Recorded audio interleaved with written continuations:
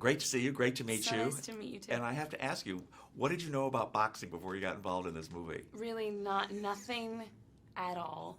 In fact, I didn't really have much respect for the sport, mostly because, well, I shouldn't say I didn't have respect. I just didn't understand it.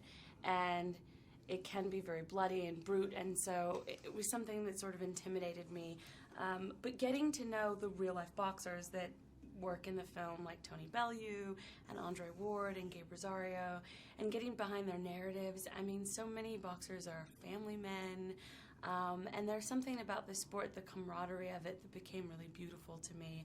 And once I understood the sport, I just was obsessed with taking in as much boxing as I could. I went to a bunch of boxing matches here in Philadelphia, and now I'm a big fan.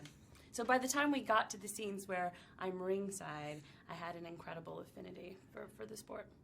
That's great. That's terrific. Well, and of course, what's it like to, join this incredible franchise, the Rocky franchise, with the film Creed? Yeah, I mean, it's such an iconic American story. It's arguably, I think, Rocky One, the best storytelling about the underdog, the tale of the underdog, about love, about perseverance, about self-determination.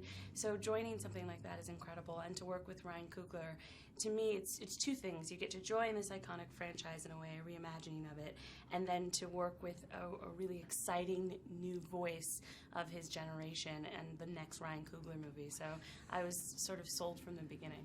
And of course, Sylvester Stallone. I mean, to meet him, to work with him, to be in this amazing film, that must have been quite an experience. It was, and he's such a cinephile, so he knows so much about film history, and of course he's such a huge part of it, and he is so different than the Rocky that he's created. It's this character that you just sort of assume is going to walk into the room, and instead in walks Sylvester Stallone, and then to get to see him put on this Rocky, this character that he just loves playing, is just exquisite. And then also to see the bravery that he had with taking Rocky into a new space, and a vulnerable space that we haven't seen him yet. So I'm so excited for Rocky fans that have followed the trajectory of his story, and I'm excited for a new generation that aren't familiar with Rocky.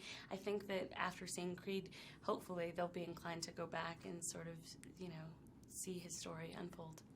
Yeah, it's great because you don't have to have seen the earlier ones, although it does Not help, at of course. all. Yeah, I mean, there's sort of jokes that you'll have an extra sort of giggle at if you are familiar with the Rocky movies. We pay, homage to it in some moments, but I think it really is a new story that you don't have to be familiar with Rocky at all to enjoy.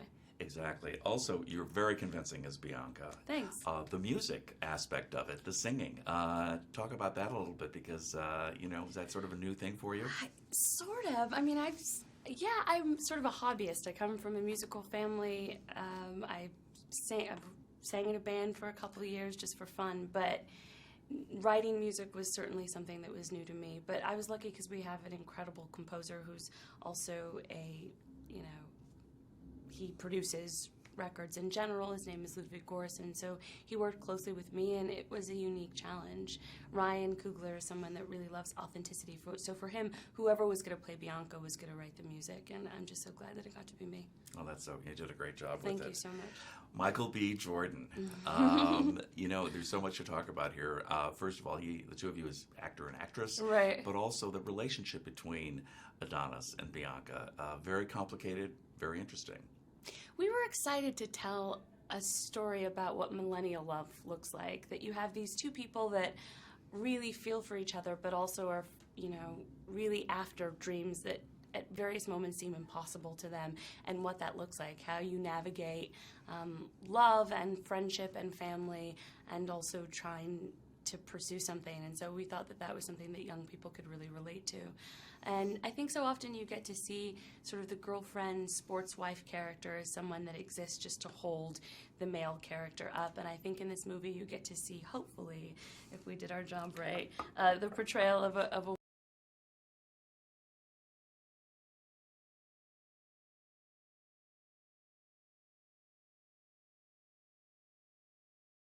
you think might be just a very testosterone-driven movie. I infect some estrogen, and I just love the Adrian in the original Rocky movie, so it was fun to get to play sort of an Adrian 2015 and what that looks like. You added estrogen in a terrific way in this film, let me tell you, my dearie. Absolutely. Thanks. Philadelphia, you said this yesterday, Philadelphia is sort of a character, obviously, It in really this. is. And from your standpoint, what was that like? I mean, it was incredible because I got to spend 2 months in Philly just getting to know the city. I had not set foot here before I made the film, and it's an incredible city with just really kind people, and sort of feels like the backbone of America in a lot of ways. And I think for us, Creed was an opportunity to show another side of Philly that you haven't maybe seen in the previous Rocky movies. And then the enthusiasm from people here in Philadelphia, just little things. I mean, there's a sequence in the film, I don't want to give it away, but when Philadelphians saw that sequence, they were so excited because they felt like we were really portraying their city in such an honest way. So I think people that aren't familiar with Philly will get to see a side of it that they'll be really interested in. Absolutely.